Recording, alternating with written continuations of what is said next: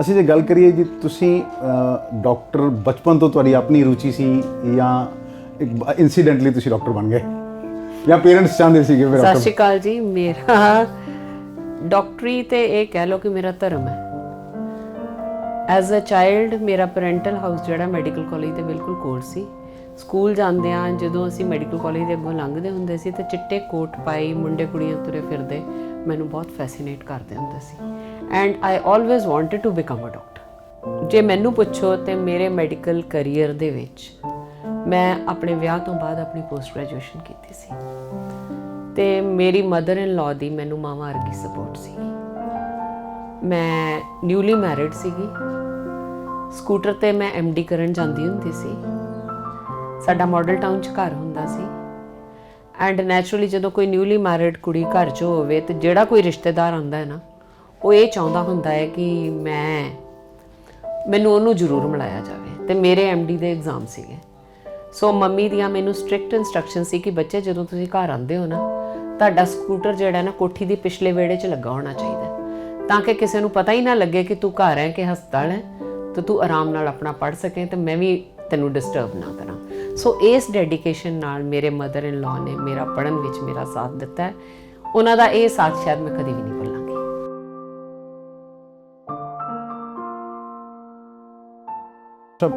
ਬੜਾ ਪਰਸਨਲ ਜਿਹਾ ਕੁਐਸਚਨ ਹੈ। ਡਾਕਟਰ ਅਵਤਾਰ ਸਿੰਘ ਵੀ ਸਵੇਰ ਤੋਂ ਲੱਗ ਜਾਂਦੇ ਸ਼ਾਮ ਤੱਕ, ਤੁਸੀਂ ਵੀ ਸਵੇਰ ਤੋਂ ਲੈ ਕੇ ਸ਼ਾਮ ਤੱਕ। ਤੁਹਾਨੂੰ ਉਹਨਾਂ ਦੀ ਸਪੋਰਟ ਹੈ ਜਾਂ ਉਹਨਾਂ ਨੂੰ ਤੁਹਾਡੀ ਸਪੋਰਟ ਹੈ?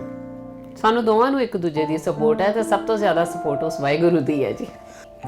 ਤੇ ਤੁਸੀਂ ਆਪਣੇ IMA ਟੈਨਿਓਰ 'ਚ ਤੁਸੀਂ ਕੋਈ ਚਾਕ ਆਊਟ ਕੀਤਾ ਹੋਣਾ ਪਲਾਨ ਵੀ ਮੈਂ 1 ਸਾਲ 'ਚ ਇਹ ਕਰਾਂਗੀ ਤੇ ਉਹ ਕਿਆ ਪਲਾਨ ਤੁਸੀਂ ਚਾਕ ਆਊਟ ਕੀਤਾ? ਮੇਰਾ ਤੇ 1 ਪੁਆਇੰਟ ਪ੍ਰੋਗਰਾਮ ਹੈ and that is to improve doctor patient relationship and to tell general public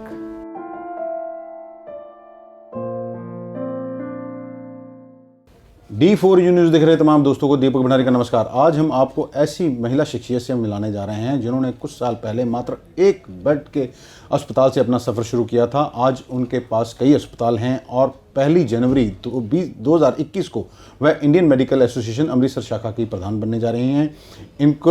इनका ऐसा यहाँ तक का सफ़र कैसा रहा और अपनी कामयाबी के पीछे ये किसका हाथ मानती है और IMA को लेकर ये क्या क्या ऐसा काम करेंगी कि डॉक्टर प्रोफेशन को जो है उसको स्तर को और भी आगे बढ़ाया जा सके।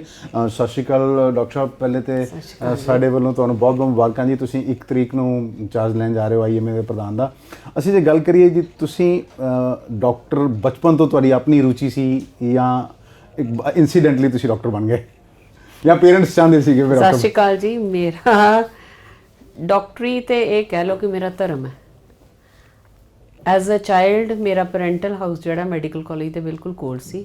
ਸਕੂਲ ਜਾਂਦਿਆਂ ਜਦੋਂ ਅਸੀਂ ਮੈਡੀਕਲ ਕਾਲਜ ਦੇ ਅੱਗੋਂ ਲੰਘਦੇ ਹੁੰਦੇ ਸੀ ਤੇ ਚਿੱਟੇ ਕੋਟ ਪਾਈ ਮੁੰਡੇ ਕੁੜੀਆਂ ਤੁਰੇ ਫਿਰਦੇ ਮੈਨੂੰ ਬਹੁਤ ਫੈਸੀਨੇਟ ਕਰਦੇ ਹੁੰਦੇ ਸੀ and I always wanted to become a doctor. ਤੁਸੀਂ ਬੜੇ ਸਾਧਾਰਨ ਪਰਿਵਾਰ ਚੋਂ ਤੇ ਹੁਣ ਇਸ ਵੇਲੇ ਜੇ ਅਸੀਂ ਗੱਲ ਕਰੀਏ ਅਮਨਦੀਪ ਗਰੁੱਪ ਆਫ ਹਸਪੀਟਲਸ ਦੀ, ਇਹ ਨਾਰਥ ਇੰਡੀਆ ਦਾ ਨਹੀਂ ਇੰਡੀਆ ਦਾ ਇੱਕ ਬ੍ਰਾਂਡ ਬਣ ਚੁੱਕਿਆ ਹੈ ਕਿ ਇੱਥੋਂ ਦੇ ਸਫ਼ਰ ਦੀ ਅਸੀਂ ਜੇ ਇੱਥੋਂ ਤੱਕ ਪਹੁੰਚਣ 'ਚ ਤੁਸੀਂ ਕਿੰਨੀ ਮਿਹਨਤ ਕੀਤੀ, ਥੋੜ੍ਹਾ ਦਰਸ਼ਕਾਂ ਨੂੰ ਅਸੀਂ ਚਾਹੁੰਦੇ ਵੀ ਤੁਹਾਡੇ ਮਾਧਿਅਮ ਨਾਲ ਪਤਾ ਲੱਗੇ ਥੋੜ੍ਹਾ। ਦੇਖੋ ਜੀ, ਮੈਂ ਜ਼ਿਮੀਂਦਾਰਾ ਫੈਮਿਲੀ 'ਚੋਂ ਹਾਂ। ਮੇਰੇ ਦੋਨੋਂ ਪੇਰੈਂਟਸ ਗਵਰਨਮੈਂਟ ਸਰਵਿਸ 'ਚ ਸੀਗੇ ਐਂਡ ਸਾਡੀਆਂ ਲੈਂਡ ਹੋਲਡਿੰਗਸ ਠੀਕ ਠਾਕ ਸੀਗੀਆਂ। ਮੇਰੀ ਪੈਰੈਂਟਲ ਫੈਮਿਲੀ ਦੀਆਂ ਵੀ ਅਤੇ ਮੇਰੇ ਇਨ-ਲॉज ਦੀਆਂ ਫੈਮਿਲੀ ਦੀ ਵੀ, ਕਿਉਂਕਿ ਮੇਰੇ ਇਨ-ਲॉज ਦੀ ਫੈਮਿਲੀ ਵੀ ਦੋਨੋਂ ਮੇਰੇ mother in law father in law ਦੇਵਰ teachers and principals ultimately. So ਅਸੀਂ ਦੋਨੋਂ ਜਣੇ ਡਾਕਟਰ ਬਣ ਗਏ। Brother and sister? ਹਾਂ, ਦੋਨੋਂ brother sister. Then I got married to a doctor and ਕੰਮ ਕਰੀ ਗਏ ਹਾਂ ਬਸ। ਸੋ ਇਹ ਪਿਛਲੇ ਸੋਚ ਲਓ 40 50 45 ਸਾਲ ਅਸੀਂ ਸਿਰਫ ਕੰਮ ਹੀ ਕੀਤਾ ਅਤੇ ਕੰਮ ਨੇ ਹੀ ਸਾਨੂੰ ਇਸ ਮੁਕਾਮ ਤੱਕ ਪਹੁੰਚਾਇਆ ਅਤੇ ਅਗਾਂਹ ਵੀ ਸਾਡੀ ਇਹੀ ਇੱਛਾ ਹੈ ਕਿ we have to keep on working. ਅਤੇ ਤੁਸੀਂ ਐਜ਼ ਏ ਪ੍ਰਧਾਨ ਬਣ ਕੇ IMA ਦੀ ਬਿਹਤਰੀ ਲਈ ਕੀ ਕਰੋਗੇ? ਦੇਖੋ, IMA ਦਾ ਪ੍ਰਧਾਨ ਤੇ ਮੈਨੂੰ ਮੇਰੇ ਸਾਥੀ ਡਾਕਟਰਾਂ ਨੇ ਹੀ ਬਣਾਇਆ ਹੈ ਅਤੇ ਅੱਜ ਕੱਲ੍ਹ ਬੜਾ ਔਖਾ ਸਮਾਂ ਹੈ ਸਾਡੇ ਪ੍ਰੋਫੈਸ਼ਨ ਲਈ। ਜੇ ਅਸੀਂ ਦੇਖੀਏ ਹਰ ਬੰਨੇ ਮੈਡੀਕਲ ਪ੍ਰੋਫੈਸ਼ਨ ਜਿਹੜਾ ਹੈ ਉਹਨੂੰ ਉਹ ਇੱਜ਼ਤ ਨਹੀਂ ਦਿੱਤੀ ਜਾ ਰਹੀ ਜਿਹੜੀ ਅੱਜ ਤੋਂ 15-20 ਸਾਲ ਪਹਿਲੇ ਸੀ। ਮੈਂ 30 ਸਾਲ ਪਹਿਲੇ ਪ੍ਰੈਕਟਿਸ ਸ਼ੁਰੂ ਕੀਤੀ ਸੀ ਆਪਣੀ MD ਕਰਨ ਤੋਂ ਬਾਅਦ। ਉਸ ਵੇਲੇ ਡਾਕਟਰ ਦਾ ਰੁਤਬਾ ਬਹੁਤ ਅੱਛਾ ਸੀਗਾ। ਹੌਲੀ ਹੌਲੀ ਉਸ ਵੇਲੇ ਤੁਸੀਂ ਜੇ ਕਹਿ ਲਓ ਤਾਂ ਰਿਸ਼ਤਾ ਸਿਰਫ ਡਾਕਟਰ ਤੇ ਮਰੀਜ਼ ਦਾ ਹੀ ਹੁੰਦਾ ਸੀ। ਜੀ ਜਿਉਂ-ਜਿਉਂ ਸਮਾਂ ਬੀਤਿਆ ਐਂਡ ਸਪੈਸ਼ਲੀ ਪਿਛਲੇ 5-7 ਸਾਲਾਂ ਦੇ ਵਿੱਚ ਡਾਕਟਰ ਤੇ ਮਰੀਜ਼ ਦੇ ਰਿਸ਼ਤੇ ਦੇ ਵਿੱਚ ਬਹੁਤ ਕੁਝ ਹੋਰ ਆ ਗਿਆ। ਜਿਵੇਂ ਕਿ ਜੇ ਮੈਂ ਤੁਹਾਨੂੰ ਐਗਜ਼ਾਮਪਲ ਦਵਾਂ ਕਿ ਇਹਨੂੰ ਇੱਕ ਇੰਡਸਟਰੀ ਬਣ ਗਿਆ। ਇਹਦੇ ਵਿੱਚ ਹਸਪਤਾਲ ਆ ਗਏ, ਕਾਰਪੋਰੇਟ ਹਸਪਤਾਲ ਆ ਗਏ, ਇੰਸ਼ੋਰੈਂਸਸ ਆ ਗਈਆਂ, ਗਵਰਨਮੈਂਟ ਆ ਗਈ ਤੇ ਡਾਕਟਰ ਤੇ ਮਰੀਜ਼ ਦਾ ਰਿਸ਼ਤਾ ਦੂਰ ਹੋ ਗਿਆ। ਇਹ ਦੂਰੀ ਅੱਜ ਦੇ ਸਮੇਂ ਵਿੱਚ ਮੇਰੇ ਹਿਸਾਬ ਨਾਲ ਬਹੁਤ ਜ਼ਿਆਦਾ ਵੱਧ ਗਈ ਹੈ। ਸੋ ਕਿਸੇ ਜ਼ਮਾਨੇ 'ਚ ਡਾਕਟਰਸ ਆਪਣਾ ਕੰਮ ਆਪਣਾ ਧਰਮ ਸਮਝ ਕੇ ਕਰਦੇ ਸੀ, ਪਰ ਹੁਣ ਇਹਦੇ ਵਿੱਚ ਥੋੜ੍ਹਾ ਜਿਹਾ ਬਿਜ਼ਨਸ ਆ ਗਿਆ। ਬਿਜ਼ਨਸ ਆਉਣ 'ਚ ਦੋਨੋਂ ਬੰਨੇ ਹੀ ਕਸੂਰਵਾਰ ਹੈ ਤੇ ਕੁਝ ਕਸੂਰ ਸਾਡੀਆਂ ਸਰਕਾਰਾਂ ਦਾ ਵੀ ਹੈ, ਕਿਉਂਕਿ ਜਿਹੜਾ ਇੱਕ ਪ੍ਰੋਫੈਸ਼ਨ ਸੀਗਾ ਇਹਨੂੰ ਬਿਜ਼ਨਸ ਦਾ ਟੈਗ ਲੱਗ ਗਿਆ। ਬਿਜ਼ਨਸ ਦਾ ਟੈਗ ਇਸ ਲਈ ਲੱਗ ਗਿਆ ਕਿ ਹਰ ਕੰਮ ਜਿਹੜਾ ਉਹ ਟੈਕਨੋਲੋਜੀ ਤੇ ਐਜੂਕੇਸ਼ਨ ਤੇ ਇਨਸਾਨ ਨਾਲ ਹੁੰਦਾ ਹੈ। ਐਜੂਕੇਸ਼ਨ ਡਾਕਟਰ ਲੈ ਕੇ ਆਉਂਦੇ ਨੇ, ਪਰ ਜੇ ਤੁਸੀਂ ਪ੍ਰਾਈਵੇਟ ਸੈਟਅਪ 'ਚ ਰਹਿ ਕੇ ਟੈਕਨੋਲੋਜੀ ਯੂਜ਼ ਕਰਨੀ ਹੈ ਤੇ ਟੈਕਨੋਲੋਜੀ ਇੱਕ ਕਾਸਟ 'ਤੇ ਆਉਂਦੀ ਹੈ। ਜਦੋਂ ਉਹਦੇ 'ਚ ਇਨਵੈਸਟਮੈਂਟਸ ਹੈਵੀ ਹੋ ਜਾਂਦੀਆਂ ਨੇ ਤੇ ਫਿਰ ਤੁਹਾਨੂੰ ਅਰਨ ਵੀ ਕਰਨਾ ਪੈਂਦਾ ਹੈ। ਅੱਛਾ ਡਾਕਟਰ ਸਾਹਿਬ, ਇਹ ਦੇਖਿਆ ਗਿਆ ਵੀ ਪੇਸ਼ੈਂਟ ਇਹ ਤੇ ਬਹੁਤ ਚਾਹੁੰਦਾ ਵੀ ਮੈਨੂੰ ਸਰਵਿਸਿਜ਼ ਜਿਹੜੀਆਂ A ਕਲਾਸ ਮਿਲਣ, ਤੇ ਜਦੋਂ ਆਮ ਤੌਰ ਤੇ ਦੇਖਿਆ ਵੀ ਗਿਆ ਜਦੋਂ ਬਹੁਤ ਸੀਰੀਅਸ ਹੁੰਦਾ ਉਹ ਕਹਿੰਦਾ ਵੀ ਡਾਕਟਰ ਰੱਬ ਹੈ, ਤੇ ਜਦੋਂ ਪੈਸੇ ਦੇਣ ਦੀ ਜਾਂ ਬਿੱਲ ਦੀ ਵਾਰੀ ਆਉਂਦੀ ਤੇ ਫਿਰ ਕਹਿ ਦਿੰਦੇ ਜੀ ਇਹ ਡਾਕਟਰ ਜਿਹੜੇ ਹੈ ਲੁੱਟ ਰਹੇ ਹੈ ਸਾਨੂੰ। ਜੇ ਇਹਦੇ ਵੀ ਤੁਹਾਡਾ ਕੀ ਕਹਿਣਾ ਹੈ? ਇਸੇ ਗੱਲ ਤੇ ਹੀ ਮੈਂ ਐਕਚੁਅਲੀ ਤੁਹਾਡੇ ਪਿਛਲੇ ਸਵਾਲ ਦੇ ਜਵਾਬ ਤੇ ਇਸੇ ਗੱਲ ਤੇ ਹੀ ਆਉਣਾ ਸੀਗਾ ਕਿ ਜੇ ਅਸੀਂ ਕੰਪੇਅਰ ਕਰੀਏ ਸਾਡਾ ਸਰਕਾਰੀ ਸੈਟਅਪ ਤੇ ਸਾਡਾ ਪ੍ਰਾਈਵੇਟ ਸੈਟਅਪ, ਪ੍ਰਾਈਵੇਟ ਸੈਟਅਪ 'ਚ ਪੜ੍ਹੇ ਲਿਖੇ ਡਾਕਟਰ ਵੀ ਬਹੁਤ ਨੇ ਤੇ ਟੈਕਨੋਲੋਜੀ ਵੀ ਅਲਟੀਮੇਟਲੀ ਆਉਣ ਦੀ ਕੋਸ਼ਿਸ਼ ਕਰਦੇ ਆ, ਕਿਉਂਕਿ ਹਰ ਬੰਦੇ ਦਾ ਇਹ ਦਿਮਾਗ 'ਚ ਹੁੰਦਾ ਕਿ ਜੇ ਮੇਰੇ ਕੋਲ ਐਜੂਕੇਸ਼ਨ ਹੈਗੀ ਹੈ ਤਾਂ ਮੈਨੂੰ ਕਟਿੰਗ ਐਜ ਟੈਕਨੋਲੋਜੀ ਵੀ ਚਾਹੀਦੀ ਹੈ ਤਾਂ ਕਿ ਮੈਂ ਆਪਣੀਆਂ ਬਿਹਤਰ ਸਰਵਿਸਿਜ਼ ਦੇ ਸਕਾਂ। ਪਰ ਸਰਕਾਰੀ ਸੈਟਅਪਸ ਜਿਹੜੇ ਨੇ ਉੱਥੇ ਡਾਕਟਰ ਤੇ ਵਧੀਆ ਹੈਗੇ ਨੇ ਪਰ ਉਹਨਾਂ ਕੋਲ ਟੈਕਨੋਲੋਜੀ ਨਹੀਂ ਹੈਗੀ। ਸੋ ਹੈਲਥ ਤੇ ਐਜੂਕੇਸ਼ਨ ਇਹਦਾ ਦੂਜਾ ਪਹਿਲੂ ਕੀ ਹੈ? ਸਰਕਾਰ ਕਿੱਥੇ ਆਉਂਦੀ ਹੈ? ਹੈਲਥ ਤੇ ਐਜੂਕੇਸ਼ਨ ਜਿਹੜੇ ਨੇ ਸਟੇਟ ਸਬਜੈਕਟ ਨੇ ਜੀ। ਜੇ ਅਸੀਂ ਅੱਜ ਦੀ ਤਰੀਕ 'ਚ ਦੇਖੀਏ ਤੇ ਐਜੂਕੇਸ਼ਨ ਵਿੱਚ ਵੀ ਹਰ ਇਨਸਾਨ ਇਹ ਚਾਹੁੰਦਾ ਹੈ ਕਿ ਮੇਰਾ ਬੱਚਾ ਪ੍ਰਾਈਵੇਟ ਸਕੂਲ 'ਚ ਪੜ੍ਹੇ। ਜੀ ਜੀ। ਪਰ ਉਹ ਪ੍ਰਾਈਵੇਟ ਸਕੂਲਾਂ ਦੇ ਖਰਚੇ ਚੱਲਣ ਨੂੰ ਤਿਆਰ ਨਹੀਂ ਹੈ। ਇਸੇ ਤਰ੍ਹਾਂ ਹੀ ਹੈਲਥ ਦੇ ਵਿੱਚ ਹਰ ਇਨਸਾਨ ਚਾਹੁੰਦਾ ਹੈ ਕਿ ਮੇਰਾ ਬਿਹਤਰ ਤੋਂ ਬਿਹਤਰ ਇਲਾਜ ਹੋਵੇ ਜੀ, ਪਰ ਮੈਂ ਖਰਚਾ ਦੇਣ ਨੂੰ ਤਿਆਰ ਨਹੀਂ ਹਾਂ। ਹੁਣ ਇਹਨਾਂ ਖਰਚਿਆਂ ਦੇ ਵਿੱਚ ਅੱਗੇ ਆ ਗਈਆਂ ਇੰਸ਼ੋਰੈਂਸ ਕੰਪਨੀਆਂ। ਜੀ। ਜੇ ਅਸੀਂ ਅੱਜ ਦੀ ਤਰੀਕ 'ਚ ਦੇਖੀਏ ਤੇ ਜੋ ਸਟੈਟਸ ਪਿਛਲੇ 3 ਸਾਲ ਪਹਿਲੇ ਜਿਹੜੇ ਸਟੈਟਸ ਹੋਏ ਸੀਗੇ ਉਹ ਇਹ ਦਰਸਾਉਂਦੇ ਨੇ ਕਿ ਸਾਡੀ ਪੋਪੂਲੇਸ਼ਨ ਦਾ 10 ਤੋਂ 12% ਲੋਕ ਜਿਹੜੇ ਨੇ ਉਹ ਸਿਰਫ ਇੰਸ਼ੋਰਡ ਨੇ। ਜੀ। ਹੁਣ ਡੈਫੀਨੇਟਲੀ ਪਿਛਲੇ 2 ਸਾਲਾਂ ਦੇ ਵਿੱਚ ਪਬਲਿਕ ਇੰਸ਼ੋਰੈਂਸਸ ਦੇ ਆਉਣ ਨਾਲ ਇਹ ਪਰਸੈਂਟੇਜ ਵਧੀ ਹੈ। ਜੀ। ਜੇ ਅਸੀਂ ਹੈਲਥ ਨੂੰ ਪ੍ਰਾਈਵੇਟਾਈਜ਼ ਕਰਨਾ ਹੈ ਤਾਂ ਸਾਨੂੰ ਇੰਸ਼ੋਰੈਂਸ ਨੂੰ ਵਧਾਉਣਾ ਚਾਹੀਦਾ ਤਾਂ ਕਿ ਕਿਸੇ ਇਨਸਾਨ ਨੂੰ ਇਹ ਨਾ ਫਿਕਰ ਹੋਵੇ ਕਿ ਜੇ ਮੈਂ ਬਿਮਾਰ ਹੋ ਗਿਆ ਜਾਂ ਮੇਰੇ ਸੱਟ ਲੱਗ ਗਈ ਤੇ ਮੈਂ ਪੈਸੇ ਕਿੱਥੋਂ ਲਿਆਵਾਂਗਾ। ਜੀ। ਕਿਉਂਕਿ ਮੋਸਟਲੀ ਜਿਹੜੇ ਲੋਕ ਘਰਾਂ ਚੋਂ ਬਾਹਰ ਨਿਕਲਦੇ ਨੇ ਸੱਟਾਂ ਉਹਨਾਂ ਨੂੰ ਲੱਗਣੀਆਂ ਨੇ, ਦੁੱਖ ਤਕਲੀਫਾਂ ਵੀ ਉਹਨਾਂ ਨੂੰ ਜ਼ਿਆਦਾ ਹੋਣੀਆਂ ਨੇ, ਸਟ੍ਰੈਸ ਵੀ ਉਹਨਾਂ ਤੋਂ ਉਹੀ earning members of the family ਹੁੰਦੇ ਨੇ। ਜਦੋਂ ਉਹ ਮੰਜੇ ਤੇ ਪੈ ਜਾਂਦੇ ਨੇ ਤੇ ਖਰਚਾ ਕੌਣ ਕਰੇਗਾ? ਸੋ ਇਹਦੇ ਲਈ ਜੇ ਅਸੀਂ ਆਪਣਾ ਪਬਲਿਕ ਸਿਸਟਮ ਆਫ ਹੈਲਥ ਨਹੀਂ ਇੰਪਰੂਵ ਕਰ ਸਕਦੇ ਤੇ ਜੇ ਪ੍ਰਾਈਵੇਟ ਸਿਸਟਮ ਦੀ ਅਸੀਂ ਮਦਦ ਲੈਣੀ ਹੈ ਤੇ ਪ੍ਰਾਈਵੇਟ ਸਿਸਟਮ ਲਈ ਇੰਸ਼ੋਰੈਂਸ ਬਹੁਤ ਜ਼ਰੂਰੀ ਹੈ। ਤੇ ਮੇਰੀ ਇਹ ਰਿਕੁਐਸਟ ਹੈ ਐਟਲੀਸਟ ਆਪਣੇ ਹਰ ਪੰਜਾਬੀ ਭਰਾ ਨੂੰ ਤੇ ਭੈਣ ਨੂੰ ਕਿ ਆਪਣੀ ਇੰਸ਼ੋਰੈਂਸ ਜ਼ਰੂਰ ਕਰਾ ਕੇ ਰੱਖੋ ਤਾਂ ਕਿ ਦੁੱਖ ਦੀ ਘੜੀ ਦੇ ਵਿੱਚ ਤੁਹਾਨੂੰ ਪੈਸਿਆਂ ਬਾਰੇ ਫਿਕਰ ਨਾ ਕਰਨਾ ਪਵੇ, ਸਿਰਫ ਮਰੀਜ਼ ਦੇ ਸਿਹਤਯਾਬ ਹੋਣ ਲਈ ਫਿਕਰ ਕਰਨਾ ਪਵੇ। ਅੱਛਾ ਸਰ, ਇੱਕ ਗਵਰਨਮੈਂਟ ਨੇ ਐਕਟ ਲਿਆਂਦਾ ਸੀ ਜੀ, ਕਲੀਨਿਕਲ ਐਸਟੈਬਲਿਸ਼ਮੈਂਟ ਐਕਟ, ਕਾਫੀ ਵਿਰੋਧ ਵੀ ਕੀਤਾ ਸੀਗਾ ਜਿਹਨੂੰ ਪੈਂਡਿੰਗ ਕਰਤਾ ਗਿਆ। ਤੇ ਤੁਹਾਨੂੰ ਕੀ ਲੱਗਦਾ ਵੀ ਰਿਸਟ੍ਰਿਕਸ਼ਨਸ ਲਗਾਈਆਂ ਜਾ ਰਹੀਆਂ ਡਾਕਟਰਸ ਦੇ ਉੱਪਰ ਐਸੇ ਐਕਟ ਲਿਆ ਕੇ? ਦੇਖੋ 2 ਚੀਜ਼ਾਂ ਹੁੰਦੀਆਂ ਨੇ, ਇੱਕ ਹੈ ਅਕਾਊਂਟੇਬਿਲਿਟੀ, ਦੂਜੀ ਹੈਗੀ ਹਰੈਸਮੈਂਟ। ਜੇ ਅਸੀਂ ਡਾਕਟਰੀ ਪ੍ਰੋਫੈਸ਼ਨ ਨੂੰ ਅੱਜ ਤੋਂ 50 ਸਾਲ ਪਹਿਲੋਂ ਨਾਲ ਕੰਪੇਅਰ ਕਰੀਏ ਤੇ ਡਾਕਟਰਸ ਵਰ ਕੰਸੀਡਰਡ ਐਜ਼ ਡੈਮਿੰਗ ਗॉड्स। ਅੱਜ ਦੀ ਤਰੀਕ 'ਚ doctor is an accountable worker ਕਿ ਉਹਨੂੰ ਹਰ ਜਿਹੜਾ ਉਹ ਕੰਮ ਕਰਦਾ ਵਾ, ਇਲਾਜ ਕਰਦਾ ਹੈ, ਕੁਝ ਵੀ ਲਿਆ, ਉਹਨੂੰ ਉਹਦੇ ਲਈ ਅਕਾਊਂਟੇਬਲ ਹੋਣਾ ਪੈਂਦਾ ਹੈ। ਅਕਾਊਂਟੇਬਿਲਟੀ ਲਈ ਡਾਕਟਰਸ ਤਿਆਰ ਨੇ ਤੇ ਮੈਂ ਇਸ ਗੱਲ ਦੀ ਵੱਡੀ ਸਮਰਥਕ ਹਾਂ ਕਿ ਵੀ ਸ਼ੁੱਡ ਬੀ ਅਕਾਊਂਟੇਬਲ, ਪਰ ਹਰੈਸਮੈਂਟ ਨੋ। ਸਾਡੀ ਜੇ ਤੁਸੀਂ ਸਾਨੂੰ ਪੁੱਛੋ ਤਾਂ ਅਸੀਂ ਇਸ ਵੇਲੇ ਘੱਟੋ ਘੱਟ 75 ਦੇ ਕਰੀਬ ਕਾਨੂੰਨ ਹੈ ਜਿਹੜੇ ਸਾਡੇ ਪ੍ਰਾਈਵੇਟ ਹਸਪਤਾਲ ਉਹਨਾਂ ਦੇ ਅੰਡਰ ਆਉਂਦੇ ਨੇ। ਉਸ ਦਾਇਰੇ 'ਚ ਅਸੀਂ ਜਦੋਂ ਦੇਸ਼ ਦੇ ਸਾਰੇ ਕਾਨੂੰਨ ਮੰਨ ਰਹੇ ਹਾਂ, ਹਰ ਤਰ੍ਹਾਂ ਦਾ ਕਾਨੂੰਨ ਸਾਡੇ ਤੇ ਲਾਗੂ ਹੈ, ਅਸੀਂ ਉਹਨਾਂ ਕਾਨੂੰਨਾਂ ਦਾ ਜਵਾਬ ਦਿੰਦੇ ਹਾਂ, ਉਹਨਾਂ ਕਾਨੂੰਨਾਂ ਨੂੰ ਫੋਲੋ ਕਰਦੇ ਹਾਂ, ਉਹਨਾਂ ਕਾਨੂੰਨਾਂ ਦੀ ਭਾਵੇਂ ਉਹ ਮੰਥਲੀ ਹੋਵੇ, ਭਾਵੇਂ ਉਹ ਸਾਲ ਬਾਅਦ ਰਿਪੋਰਟ ਹੋਵੇ, ਉਹ ਰਿਪੋਰਟਾਂ ਭਰ ਕੇ ਸਰਕਾਰ ਨੂੰ ਭੇਜਦੇ ਆ। ਤੇ ਫਿਰ ਸਾਡੇ ਤੇ ਇੱਕ ਐਕਸਟਰਾ ਕਾਨੂੰਨ ਕਿਉਂ? ਜਾਂ ਤੇ ਉਹ ਇੱਕ ਕਾਨੂੰਨ ਬਣਾ ਦਿਓ, ਬਾਕੀ ਸਾਰੇ ਚੱਕ ਦਿਓ ਕਿ ਅਸੀਂ ਉਹ ਬਾਕੀ ਡਿਪਾਰਟਮੈਂਟਸ ਨਾਲ ਸਾਨੂੰ ਨਾ ਡੀਲ ਕਰਨਾ ਪਵੇ, ਅਸੀਂ ਇੱਕੋ ਡਿਪਾਰਟਮੈਂਟ ਨਾਲ ਡੀਲ ਕਰਨਾ ਹੋਵੇ, ਅਸੀਂ ਉਹ 75 ਦੇ 75 ਦੀ ਰਿਪੋਰਟਿੰਗ ਉਸ ਡਿਪਾਰਟਮੈਂਟ ਨੂੰ ਦੇ ਦੇਵਾਂਗੇ।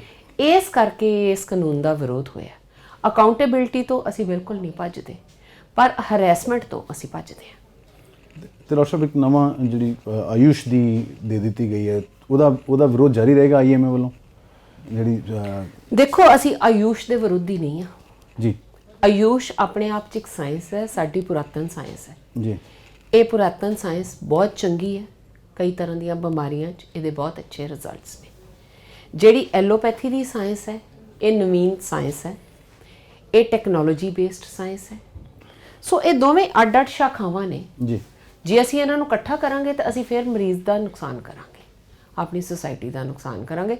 ਇਸ ਕਰਕੇ ਇਹਨਾਂ ਨੂੰ ਇਕੱਠੀ ਕਰਕੇ ਜਿਹੜੀ ਮਿਕਸੋਪੈਥੀ ਹੋ ਰਹੀ ਹੈ, ਅਸੀਂ ਉਹਦਾ ਵਿਰੋਧ ਕਰ ਰਹੇ ਹਾਂ, ਨਾ ਕਿ ਅਸੀਂ ਆਯੂਸ਼ ਦਾ ਵਿਰੋਧ ਕਰ ਰਹੇ ਹਾਂ। ਅਸੀਂ ਐਲੋਪੈਥੀ ਸਾਇੰਸ ਤੇ ਮੈਂ ਤੇ ਮੇਰੀ ਫਰਟਰਨਿਟੀ ਜਿਹੜੀ ਅਸੀਂ ਐਲੋਪੈਥੀ ਸਾਇੰਸ ਨੂੰ ਰਿਪਰੈਜ਼ੈਂਟ ਕਰ ਰਹੇ ਹਾਂ।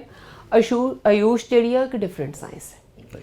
ਸੋ ਇਹਨਾਂ ਦੋਵਾਂ ਨੂੰ ਪੈਰਲਲ ਗਰੋ ਕਰਨ ਦਿਓ, ਦੋਵਾਂ ਨੂੰ ਆਪੋ ਆਪਣੀ ਥਾਂ ਤੇ ਰੱਖੋ, ਨਾ ਕੋਈ ਕਿਸੇ ਦਾ ਵੈਰ ਨਾ ਵਿਰੋਧ। ਦੋਵਾਂ ਦਾ ਕੰਮ ਮਾਨਵਤਾ ਦੀ ਸੇਵਾ ਕਰਨਾ ਤੇ ਹੈਲਥ ਕੇਅਰ ਦਾ ਧਿਆਨ ਰੱਖਣਾ, ਆਪਣੇ ਮਰੀਜ਼ ਨੂੰ ਅਸੀਂ ਸਿਹਤਯਾਬ ਕਰਨਾ ਹੈ। ਮੈਂ ਤਾਂ ਮਰੀਜ਼ ਵਰਡ ਵੀ ਨਹੀਂ ਵਰਤਾਂਗੀ, ਮੈਂ ਤੇ ਕਹਾਂਗੀ ਕਿ ਹਰ ਇਨਸਾਨ ਨੂੰ ਸਿਹਤਯਾਬ ਕਰਨਾ ਹੈ। ਅੱਛਾ ਸਰ, ਇੱਕ ਧਾਰਨਾ ਬਣ ਗਈ ਵੀ IMA ਜਿਹੜੀ ਹੈ ਡਿਫੰਕਟ ਬਾਡੀ ਹੋ ਗਈ ਹੈ। ਪਿੱਛੇ ਦੇਖੋ ਇੱਕ ECHS ਸਕੈਮ ਹੋਇਆ, ਕਈ ਡਾਕਟਰਸ ਨੇ ਐਸੇ ਕੰਮ ਕੀਤੇ ਕਿ ਜਿਹੜੇ ਡਾਕਟਰਾਂ ਨੂੰ ਸ਼ੋਭਾ ਨਹੀਂ ਦਿੰਦੇ। ਜਿੱਥੋਂ ਤੱਕ ਡਾਕਟਰਾਂ ਨੇ ਕੰਮ ਕੀਤੇ ਜਾਂ ਸ਼ੋਭਾ ਨਹੀਂ ਦਿੰਦੇ, ਮੈਂ ਅਕਾਊਂਟੇਬਿਲਿਟੀ ਦੀ ਸਪੋਰਟ ਕਰਦੀ ਹਾਂ। ਜੇ ਅਸੀਂ ਕੋਈ ਕੰਮ ਕਰਦੇ ਹਾਂ ਤਾਂ we should be accountable, but we should be accountable to those people ਜਿਹੜੇ ਸਾਡੇ ਪ੍ਰੋਫੈਸ਼ਨ ਨੂੰ ਸਮਝਦੇ ਨੇ। ਦੂਜੀ ਗੱਲ ਆ ਗਈ ਤੁਹਾਡੀ IMA ਦੀ। ਦੇਖੋ, IMA ਕੋਈ ਇਸ ਤਰ੍ਹਾਂ ਦੀ ਬਾਡੀ ਨਹੀਂ ਹੈ ਕਿ ਜਿਹੜੀ ਰੈਗੂਲੇਟਰੀ ਬਾਡੀ ਹੋਵੇ। Indian medical association is a registered body ਜਿਹੜੀ ਕਿ ਕੁਝ ਡਾਕਟਰਾਂ ਨੇ ਇਕੱਠੇ ਹੋ ਕੇ ਆਪਣੇ ਮੈਡੀਕਲ ਪ੍ਰੋਫੈਸ਼ਨ ਨੂੰ ਸਮੂਥ ਚੱਲਣ ਲਈ ਬਣਾਈ ਹੈ ਜੀ। IMA ਕੋਲ ਐਸ ਸੱਚ ਕੋਈ ਪਾਵਰਸ ਨਹੀਂ ਹੈਗੀਆਂ ਕਿ ਅਸੀਂ ਕਿਸੇ ਵੀ ਡਾਕਟਰ ਤੇ ਕੋਈ ਐਕਸ਼ਨ ਲੈ ਸਕੀਏ। ਉਹਦੇ ਲਈ ਸਾਡੀਆਂ ਮੈਡੀਕਲ ਕਾਉਂਸਲਸ ਹੈ ਜੀ, ਜਾਂ ਜਿਹਨੂੰ ਹੁਣ ਸੈਂਟਰ ਵਿੱਚ ਹੈ ਨਾ NMC ਬਣਾ ਦਿੱਤਾ ਹੈ, ਠੀਕ ਹੈ। ਉਹ ਕਾਉਂਸਲ ਜਿਹੜੀਆਂ ਨੇ, they are the regulatory bodies on doctors. IMA is just a group of doctors who are working for the society to work in a better way. IMA request ਕਰ ਸਕਦੀ ਹੈ, ਆਪਣੀ ਆਵਾਜ਼ ਬੁਲੰਦ ਕਰ ਸਕਦੀ ਹੈ, ਪਰ ਐਕਸ਼ਨ ਕੋਈ ਨਹੀਂ ਲੈ ਸਕਦੀ। ਤੇ ਜੇ ਤੁਸੀਂ ਆਪਣੇ IMA ਟੈਨਿਓਰ 'ਚ ਤੁਸੀਂ ਕੋਈ ਚਾਕ ਆਊਟ ਕੀਤਾ ਹੋਣਾ ਪਲਾਨ ਵੀ ਮੈਂ ਇੱਕ ਸਾਲ 'ਚ ਇਹ ਕਰਾਂਗੀ, ਤੇ ਉਹ ਕਿਆ ਪਲਾਨ ਤੁਸੀਂ ਚਾਕ ਆਊਟ ਕੀਤਾ ਹੈ? ਮੇਰਾ ਤੇ 1 ਪੁਆਇੰਟ ਪ੍ਰੋਗਰਾਮ ਹੈ, and that is to improve doctor patient relationship and to tell general public through your social media and other media also ਕਿ ਡਾਕਟਰਸ ਵੀ ਇਨਸਾਨ ਨੇ ਜਿਹੜੇ ਚਾਹੁੰਦੇ ਨੇ ਕਿ ਅਸੀਂ ਇਨਸਾਨੀਅਤ ਦੀ ਬਿਹਤਰੀ ਲਈ ਕੰਮ ਕਰੀਏ। ਸਾਨੂੰ ਹਮੇਸ਼ਾ ਸ਼ੱਕ ਨਾਲ ਨਾ ਦੇਖੋ, ਅਸੀਂ ਅਕਾਊਂਟੇਬਲ ਹੈਗੇ ਹਾਂ, ਪਰ ਸਾਨੂੰ ਆਪਣਾ ਕੰਮ ਕਰਨ ਦਿੱਤਾ ਜਾਵੇ। ਤੇ ਡਾਕਟਰ ਸਾਹਿਬ, ਅਸੀਂ ਆਪਣੇ ਪਰਿਵਾਰ ਦੇ ਬਾਰੇ ਥੋੜ੍ਹਾ ਤੁਸੀਂ ਦੱਸੋ ਥੋੜ੍ਹਾ। ਮੇਰਾ ਪਰਿਵਾਰ ਜੀ, I think everybody knows I am married to doctor Avtar Singh, who is a leading orthopedic surgeon in the country, and ਮੇਰਾ ਇੱਕ ਬੱਚਾ ਹੈ, he is also a doctor and he helps me in managing all the hospitals.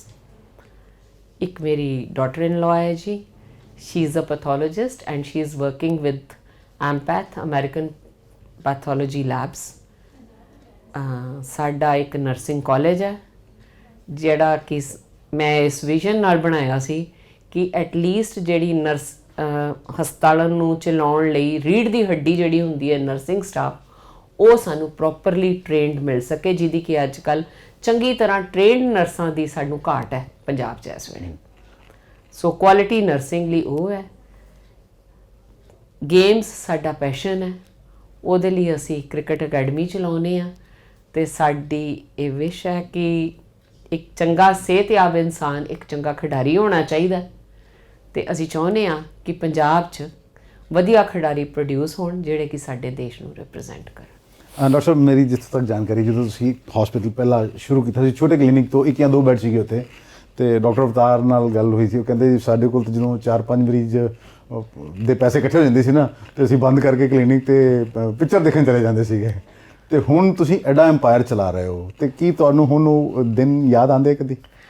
ਦੇਖੋ, ਕੋਈ ਇਨਸਾਨ ਜਦੋਂ ਕੰਮ ਕਰਦਾ ਹੈ, ਪੂਰੀ ਮਿਹਨਤ ਨਾਲ ਕੰਮ ਕਰਦਾ ਹੈ ਨਾ, ਤਾਂ ਉਹਨੂੰ ਰੀਕ੍ਰੀਏਸ਼ਨ ਵੀ ਚਾਹੀਦੀ ਹੈ, ਰਿਲੈਕਸੇਸ਼ਨ ਵੀ ਚਾਹੀਦੀ ਹੈ। ਸੋ ਉਹ ਅਸੀਂ ਹੁਣ ਵੀ ਲੈਂਦੇ ਹਾਂ। ਸਾਡਾ ਹੁੰਦਾ ਹੈ ਕੰਮ ਕਿ ਅਸੀਂ ਕੰਮ ਦੇ ਟਾਈਮ ਕੰਮ ਕਰੀਏ, ਕੰਮ ਲਈ ਅਸੀਂ ਹਮੇਸ਼ਾ ਹਾਜ਼ਰ ਹਾਂ, ਪਰ ਆਪਣੇ ਫ੍ਰੀ ਟਾਈਮ 'ਚ ਆਪਣੀ ਇੰਜੋਇਮੈਂਟ, ਜਿਹਦਾ ਕਿ ਸਪੋਰਟਸ ਇੱਕ ਹਿੱਸਾ ਹੈ, ਡੈਫੀਨੇਟਲੀ ਫਿਲਮਾਂ ਦੇਖਣੀਆਂ ਵੀ ਇੱਕ ਹਿੱਸਾ ਹੈ। ਅਸੀਂ ਖੇਡ ਦੇ ਬਹੁਤ ਸ਼ੌਕੀਨ ਹਾਂ ਅਤੇ ਐਕਸਰਸਾਈਜ਼ ਦੇ ਬਹੁਤ ਸ਼ੌਕੀਨ ਹਾਂ ਸਾਰੇ ਜਣੇ। ਸੋ ਫਿਲਮ ਦੇਖਣੀ, ਘੁੰਮਣਾ, ਇਹ ਤਾਂ ਸਾਡੀ ਲਾਈਫ ਦਾ ਪਾਰਟ ਹੈ, ਤਾਂ ਹੀ ਅਸੀਂ ਰੀਜੂਵੀਨੇਟ ਹੋ ਕੇ ਕੰਮ ਕਰ ਸਕਦੇ ਹਾਂ। ਡਾਕਟਰ ਸਾਹਿਬ, ਕੋਈ ਐਸੀ ਘਟਨਾ ਜ਼ਿੰਦਗੀ ਦੀ ਜਿਹੜੀ ਤੁਹਾਨੂੰ ਪਲ ਪਲ ਯਾਦ ਆਉਂਦੀ ਹੋਵੇ? ਮੈਨੂੰ ਜੀ ਸਭ ਤੋਂ, ਜੇ ਮੈਨੂੰ ਪੁੱਛੋ ਤਾਂ ਮੇਰੇ ਮੈਡੀਕਲ ਕਰੀਅਰ ਦੇ ਵਿੱਚ ਮੈਂ ਆਪਣੇ ਵਿਆਹ ਤੋਂ ਬਾਅਦ ਆਪਣੀ ਪੋਸਟ ਗ੍ਰੈਜੂਏਸ਼ਨ ਕੀਤੀ ਸੀ, ਅਤੇ ਮੇਰੀ ਮਦਰ ਇਨ ਲਾਅ ਦੀ ਮੈਨੂੰ ਮਾਵਾਂ ਵਰਗੀ ਸਪੋਰਟ ਸੀ। ਮੈਂ ਨਿਊਲੀ ਮੈਰਿਡ ਸੀਗੀ, ਸਕੂਟਰ 'ਤੇ ਮੈਂ MD ਕਰਨ ਜਾਂਦੀ ਹੁੰਦੀ ਸੀ। ਸਾਡਾ ਮਾਡਲ ਟਾਊਨ 'ਚ ਘਰ ਹੁੰਦਾ ਸੀ, ਐਂਡ ਨੈਚੁਰਲੀ ਜਦੋਂ ਕੋਈ ਨਿਊਲੀ ਮੈਰਿਡ ਕੁੜੀ ਘਰ 'ਚ ਹੋਵੇ ਅਤੇ ਜਿਹੜਾ ਕੋਈ ਰਿਸ਼ਤੇਦਾਰ ਆਉਂਦਾ ਹੈ ਨਾ, ਉਹ ਇਹ ਚਾਹੁੰਦਾ ਹੁੰਦਾ ਹੈ ਕਿ ਮੈਨੂੰ ਉਹਨੂੰ ਜ਼ਰੂਰ ਮਿਲਾਇਆ ਜਾਵੇ, ਅਤੇ ਮੇਰੇ MD ਦੇ ਐਗਜ਼ਾਮ ਸੀਗੇ। ਸੋ ਮੰਮੀ ਦੀਆਂ ਮੈਨੂੰ ਸਟ੍ਰਿਕਟ ਇੰਸਟਰਕਸ਼ਨ ਸੀ ਕਿ ਬੱਚੇ, ਜਦੋਂ ਤੁਸੀਂ ਘਰ ਆਉਂਦੇ ਹੋ ਨਾ, ਤੁਹਾਡਾ ਸਕੂਟਰ ਜਿਹੜਾ ਨਾ ਕੋਠੀ ਦੀ ਪਿਛਲੇ ਵਿਹੜੇ 'ਚ ਲੱਗਾ ਹੋਣਾ ਚਾਹੀਦਾ, ਤਾਂ ਕਿ ਕਿਸੇ ਨੂੰ ਪਤਾ ਹੀ ਨਾ ਲੱਗੇ ਕਿ ਤੂੰ ਘਰ ਹੈ ਕਿ ਹਸਪਤਾਲ ਹੈ, ਅਤੇ ਤੂੰ ਆਰਾਮ ਨਾਲ ਆਪਣਾ ਪੜ੍ਹ ਸਕੇ ਅਤੇ ਮੈਂ ਵੀ ਤੈਨੂੰ ਡਿਸਟਰਬ ਨਾ ਕਰਾਂ। ਸੋ ਇਸ ਡੈਡੀਕੇਸ਼ਨ ਨਾਲ ਮੇਰੇ ਮਦਰ ਇਨ ਲਾਅ ਨੇ ਮੇਰਾ ਪੜ੍ਹਨ ਵਿੱਚ ਮੇਰਾ ਸਾਥ ਦਿੱਤਾ ਹੈ। ਉਹਨਾਂ ਦਾ ਇਹ ਸਾਥ ਸ਼ਾਇਦ ਮੈਂ ਕਦੀ ਵੀ ਨਹੀਂ ਭੁੱਲਾਂਗੀ। ਦੇਖੀਏ, ਜਿਸ ਤਰ੍ਹਾਂ ਹੀ ਤੁਸੀਂ ਆਪਣੇ ਮਦਰ ਇਨ ਲਾਅ ਦਾ ਯਾਦ ਕੀਤਾ ਅਤੇ ਤੁਹਾਡੇ ਅੱਖਾਂ, ਤੁਸੀਂ ਭਾਵੁਕ ਹੋ ਗਏ। ਮੈਂ ਦੇਖ ਰਿਹਾ ਕਿ ਤੁਹਾਡੇ ਅੱਖਾਂ 'ਚ ਆਂਸੂ ਆ ਗਏ ਹੈ। ਮਤਲਬ ਕਿੰਨਾ ਤੁਸੀਂ ਉਹਨਾਂ ਨੂੰ ਪਿਆਰ ਕਰਦੇ ਹੋਗੇ, ਉਹਨਾਂ ਨੇ ਤੁਹਾਨੂੰ ਕਿੰਨਾ ਪਿਆਰ ਦਿੱਤਾ ਹੋਏਗਾ। ਪਿਆਰ ਦਿੱਤਾ। ਅਸੀਂ ਜੋ ਵੀ ਹਾਂ ਅੱਜ ਆਪਣੇ ਪੇਰੈਂਟਸ ਕਰਕੇ ਹਾਂ, ਮੇਰੇ ਮਦਰ ਇਨ ਲਾਅ, ਮੇਰੇ father in law, and definitely my parents, my mother and my father. Doctor, ਸਮਾਜ ਲਈ ਕੀ ਕਰਨਾ ਚਾਹੁੰਦੇ ਹੋ ਅਤੇ ਕੋਈ ਮੈਸੇਜ ਸਾਡੇ ਦਰਸ਼ਕਾਂ ਨੂੰ? ਦੇਖੋ, ਸਮਾਜ ਲਈ ਅਸੀਂ ਤਾਂ ਇਹੀ ਚਾਹੁੰਦੇ ਹਾਂ, ਮੇਰਾ ਤਾਂ ਸਭ ਤੋਂ ਵੱਡਾ ਮੈਸੇਜ ਇਹੀ ਹੈ ਕਿ ਜੇ ਸਰਕਾਰਾਂ ਸਾਡੀ ਸਿਹਤ ਦਾ ਧਿਆਨ ਨਹੀਂ ਰੱਖ ਸਕਦੀਆਂ, ਅਤੇ ਮੈਂ ਤੁਹਾਡੇ ਸਾਰਿਆਂ ਅੱਗੇ ਹੱਥ ਜੋੜ ਕੇ ਇੱਕੋ ਹੀ ਬੇਨਤੀ ਕਰਦੀ ਹਾਂ ਕਿ ਆਪਣੀ ਇੰਸ਼ੋਰੈਂਸ ਜ਼ਰੂਰ ਕਰਾਓ, ਤਾਂ ਕਿ ਆਪਣੀ ਸਿਹਤ ਲਈ ਕਦੀ ਵੀ ਸਾਨੂੰ ਪੈਸੇ ਖਰਚਣ ਦੀ ਟੈਨਸ਼ਨ ਨਾ ਹੋਵੇ ਸਾਡੇ ਦਿਮਾਗ 'ਤੇ ਕਿ ਜੇ ਸਾਨੂੰ ਆਹ ਹੋ ਗਿਆ ਤਾਂ ਸਾਡਾ ਇਲਾਜ ਕਿਵੇਂ ਹੋਏਗਾ। ਵਿਦੇਸ਼ ਵਿੱਚ ਤੁਸੀਂ ਦੇਖਿਆ ਹੋਣਾ, ਕਿਸੇ ਇਨਸਾਨ ਨੂੰ ਡਰ ਨਹੀਂ ਲੱਗਦਾ ਆਪਣਾ ਇਲਾਜ ਕਰਵਾਉਂਦਿਆਂ, ਆਪਣੀ ਮਰਜ਼ੀ ਦੀ ਜਗ੍ਹਾ ਤੋਂ ਇਲਾਜ ਕਰਵਾਉਂਦਿਆਂ। ਉਹ ਇਸੇ ਕਰਕੇ ਹੀ ਕਿਉਂਕਿ ਉਹਨਾਂ ਦੀ ਇੰਸ਼ੋਰੈਂਸ ਹੋਈ ਹੁੰਦੀ ਹੈ, ਅਤੇ ਜਿਹੜਾ ਫਾਈਨੈਂਸ਼ੀਅਲ ਬਰਡਨ ਪੈਣਾ ਹੁੰਦਾ ਉਹਦੀ ਉਹਨਾਂ ਨੂੰ ਕੋਈ ਵੀ ਟੈਨਸ਼ਨ ਨਹੀਂ ਹੁੰਦੀ। ਅੱਛਾ ਡਾਕਟਰ ਸਾਹਿਬ, ਬੜਾ ਪਰਸਨਲ ਜਿਹਾ ਕੁਐਸਚਨ ਹੈ। ਡਾਕਟਰ ਅਵਤਾਰ ਸਿੰਘ ਵੀ ਸਵੇਰ ਤੋਂ ਲੱਗ ਜਾਂਦੇ ਸ਼ਾਮ ਤੱਕ, ਤੁਸੀਂ ਵੀ ਸਵੇਰ ਤੋਂ ਲੈ ਕੇ ਸ਼ਾਮ ਤੱਕ, ਤੁਹਾਨੂੰ ਉਹਨਾਂ ਦੀ ਸਪੋਰਟ ਹੈ ਜਾਂ ਉਹਨਾਂ ਨੂੰ ਤੁਹਾਡੀ ਸਪੋਰਟ ਹੈ? ਸਾਨੂੰ ਦੋਵਾਂ ਨੂੰ ਇੱਕ दूसरे ਦੀ सपोर्ट है, तो सब तो ज़्यादा सपोर्ट उस वाहिगुरु दी है जी। धन्यवाद हमारे साथ बात करने के लिए। ये थे डॉक्टर अमनदीप कौर। देखिए उन्होंने कैसे बताया कि एक जो इनका अस्पताल एक बेड था जिस जहाँ से उन्होंने सफ़र शुरू किया था, आज इनके पास ये एम्पायर खड़ा कर चुकी हैं, IMA की प्रधान बनने जा रही हैं। 1 जनवरी को इन्होंने टेकअप करना है। इनका ये कहना है कि मेडिकल प्रोफेशन की बेहतरी के लिए जो भी होगा वह करेंगी, और भी इन्होंने अपने ऐसे कई हमारे साथ अपनी साझी की हैं ज़िंदगी की कई कुछ ऐसे दौर जिनसे ये गुजरी हैं। अमृतसर से D4 न्यूज़ के लिए दीपक भंडारी की खास रिपोर्ट।